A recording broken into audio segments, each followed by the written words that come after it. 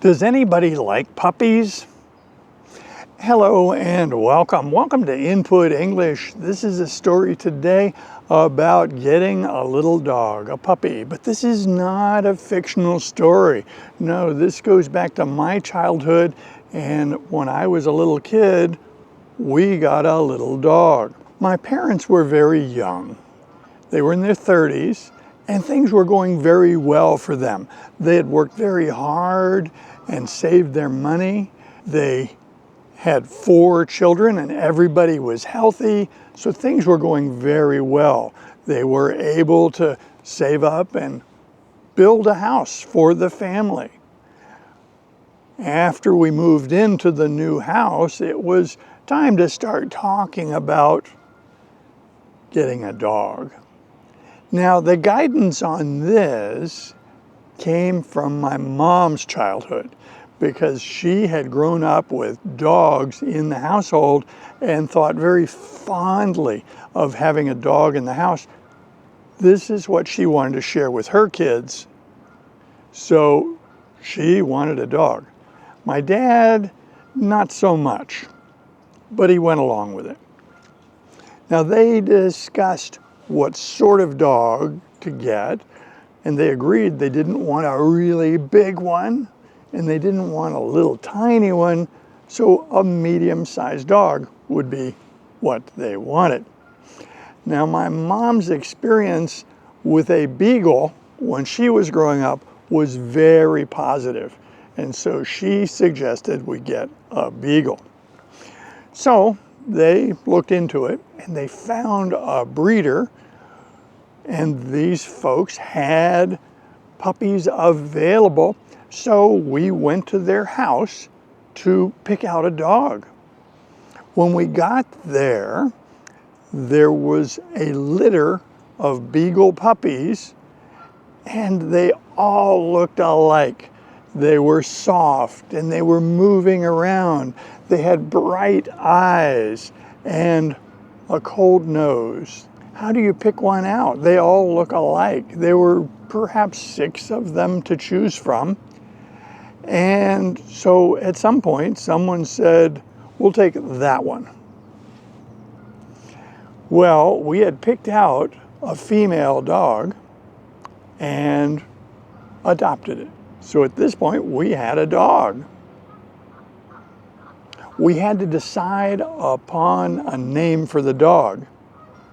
So the question was posed to the family, what should we name this dog?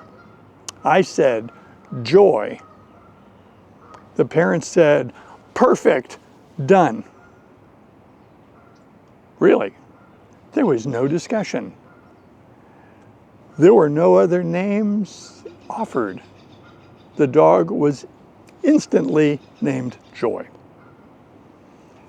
Now, a little background on that will be helpful to you to understand the story.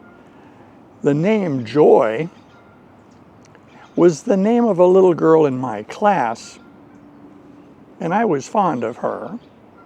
We were 8 years old. And so you know what happened next. I went to school, and I told her that we had gotten a dog, a puppy, and that we had named the dog Joy. To my surprise, she got angry. I'm not a dog. That's not nice. She was not happy. Good grief. With the new puppy in the house, the parents put down paper and provided food, and the puppy did what you would expect. Cried a lot, pining for her mother, and making a mess on the paper. But gradually, the dog learned and grew and folded in as a member of the family. Now, looking back, you might conclude that we were not very good at teaching dogs, or that this dog was not very good at learning new things, or perhaps both. The dog didn't learn much. Our new dog, Joy, was primarily focused on food. Now, at some point, my parents took the dog to the veterinarian to have her spayed. If you spay a dog, that means you surgically alter the dog so that you won't have any puppies. A female is spayed, a male would be neutered, but the net effect is the same, no puppies. So now Joy is a spayed female. Now, conventional wisdom, that is what your neighbors tell you,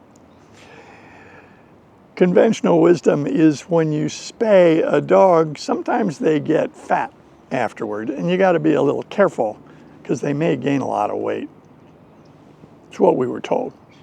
That's what this dog did. The dog got heavier and bigger and bigger.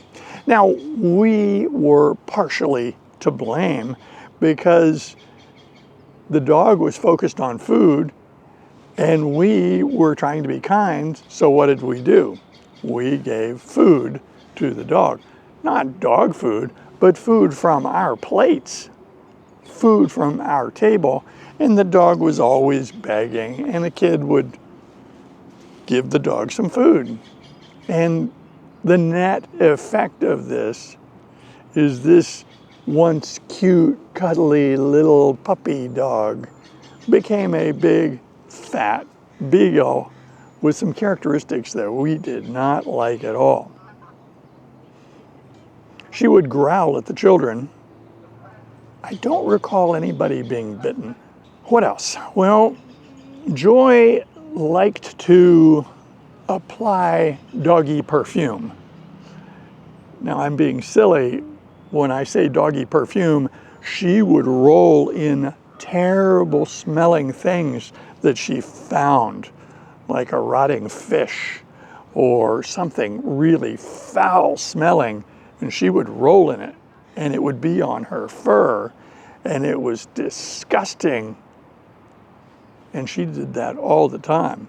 One of our unpleasant tasks was to take this dog and wash all that nasty smell off, and she did not like getting a bath. We didn't like giving her a bath, but the smell was horrible. Now, it was about this time that our family chose to take a vacation to Canada. This was a sentimental journey for my parents, and they wanted to share that experience with their kids. So we went to Ontario for about 10 days, maybe 2 weeks. We had people looking after our dog. There wasn't a problem with that. And we were gone a couple of weeks. When we were in Canada, my parents were able to get a type of cheese that they loved that's made in Canada called Black Diamond cheese. It's a cheddar. It's very rich and delicious, and at that time you could not buy it in the United States. So it was very highly prized by my parents. When we were in Canada, they bought a big cheese of Black Diamond. Now, whether it was 2 pounds or 3 pounds or maybe even 5 pounds, I don't know. It was a lot. And they prized it. This was a prized possession that they planned on eating gradually and enjoying it over a long period of time. One day we had a picnic in the backyard, and that cheese was brought down and placed on the picnic table, and a good time was had by all. And after the picnic, there was kind of this gradual cleanup process that occurred in stages as things were brought to the house and put away. And during this cleanup ritual that we were doing, the cheese disappeared. We didn't know where it went. No one knew where it went. We couldn't find it. It just vanished. Now, looking back, there are two bits of information that allow us to determine what happened. The day after that cheese disappeared, the dog, Joy, got super sick. That was one sick dog. Throwing up, wouldn't eat, wouldn't do anything. That was a sick dog.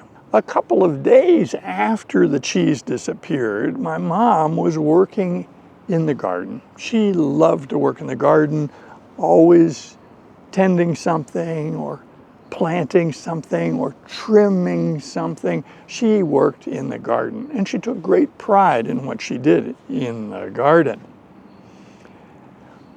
On that day, she saw something that looked out of place. There was something odd, so she investigated, and under dirt and leaf litter, there was the cheese. She pulled it out. It looked terrible. It had the marks of the dog's teeth in it. It had dirt and leaf litter ground into its surface.